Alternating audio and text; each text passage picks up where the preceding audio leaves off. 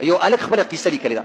هغه وایي کله چې زه نوجوان وم او ما واده وکړو نو زما پلار و بوډا، نو چې کله به هغه داسې د کمرې نه راوتو جومات ته بتلو یا به بلې کمرې ته تلو نو په دې دیوال باندې به لاس کېغوستو.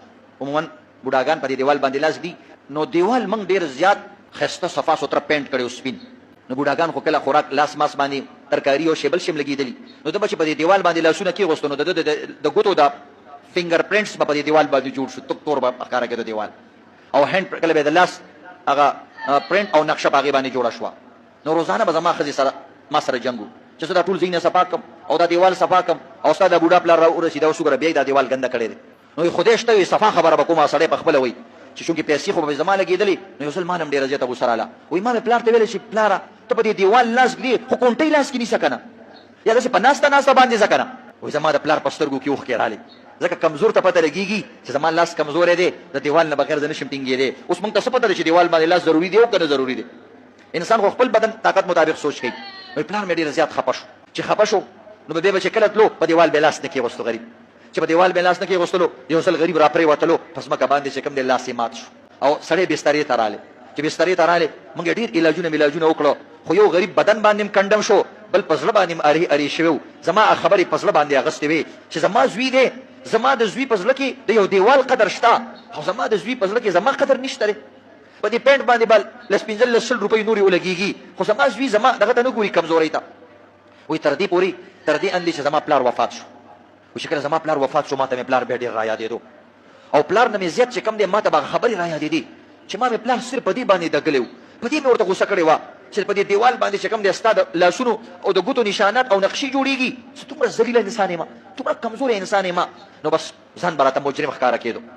وایي وخت تېرېدو را تېرېدو دعاګانې به مې کولې خدایه پاکه ته مې معاف کړي. وایي کېده زه بوډا شوم. چې زه بوډا شوم نو یو ځل چې زه داسې تلمه نو ما هم دیوال سره لاس ولګو. نو دیوال سره مې چې لاس لګو په هغه وخت کې راته پلار را یاد شو او په دیوال باندې مې خوله کېغوستم ای زما پلاره او یا الله ما د دې پلار زما د اواز دې پلار ته ورسوه چې ما معاف کړي. نو دې دوران کې داسې چلو شو چې کله چې زما پلار وفات شو نو ما دا پینټ والا رنګساز راوغوښتو. وایي ما ورته چې دا دیوال دوباره رنګ کا. وایي زما یو بچی را پاسېدو ما ته وایي چې پلاره دا دیوال به نه رنګ کړي. وایي ما ورته چې ولې؟ وایي ما ته وایي چې دې باندې زما د نیکه د لاس چاپونه پراته دي او دا ما باندې ډېر خواږه لګي. زما نیکه نشته خو د هغه د لاس چاپونه دي په دې دیوال باندې ما باندې ډېر خواږه لګي. وایي ما ورته چې بچه بیا راته پلار به نور را یادېدو.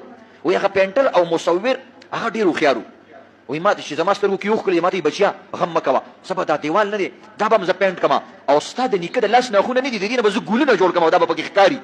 وایي ما ورته چې دا به بیا صحیح ده. وایي هغه پینټر ډېر زیات هوښیار و، هغه دیوال یې مزېدار رنګ کو او زما د هغه نیکه د لاس هغه ګوتې نه دي د هغې نه ښایسته دایرې تاو کړې او د هغې نه یو ډیزاین جوړ کړ لکه په لاس تصویر ګوته د تصویر یا داسې د لاس تصویر په دیوال باندې ډېر مزېدار ښکاري. وایي هغې نور هم واضحه کړې. وایي بیا خو زما په درد کې نور هم اضافه وشوه. زه به کله چې د دیوال په لاره تېرېدم او د پلار هغه د لاس نښې به مې ولیدلې نو زما ژړا به نور هم زیاته شوه، ما به نور هم توبې کولې چې کاش ما خپل پلار ما خدمت کړی وی او ما ورته دا سپورې ستغې نه وې ویلې. وایي یو ځل زه بیا په سبا باندې روان وم چې څنګه مې لاس کېغوستو په دې لاس مې نه کېغوستو په دیوال باندې یارېدم چې اوس ما ته دا زوی ونه و چې لاس کې نه دی. ما ته زوی مې زما لاس راواغېستو په دیوال چې بابا دا دیوالونه موږ دې دپاره موږ جوړ کړي دي چې څوک پرې لاس کېږدي او چا ته څه مدد ورکړي. وایي بیا مې یو وړه شان نوسۍ وه. وایي هغه رانه وایي ما ته چې بابا دا دویم لاس زما په دې اوږه باندې کېده. نو یو لاس مې په دیوال کې غوستو دا بل لاس مې د هغه خپلې نوسۍ په اوږه باندې کېغوستو او دغه وخت کې چې څومره سکون ما ته میلاو شو او یو طرف ته درد راته میلاو شو چې کاش ما هم د خپل پلار لاس په خپله اوږه باندې کېغوستی وې. د یو ښځې دپاره او د یو پینټ دپاره ما خپل پلار ذلیله کو. نو عزتمندو پردي خو څه کوې نن سبا په وړو وړو خبرو باندې خلک پلاران ذلیله کوي په 2 روپو باندې په یو تیزه خبره باندې. حالانکې بوډا نه ماشوم جوړ شوی خپل ماشوم بچې ټوله ورځ چغې وایي څه ورته نه وایي څوک که څوک ګزار کوي وایي په ارام کښېنه ماشوم دی قرارې به چغې وایي خو پلار یې که په یو تیز اواز باندې ده ته اواز وکړي پلاره څه چغې وې ټوله شپه دې په ټوخو باندې تنګ کړي او اوس ورځ شوه نو اوس چغې دې شروع کړي او څوک هم دې تپوس نه کوي چې بابا ته ټوله شپه چغې ولې وې؟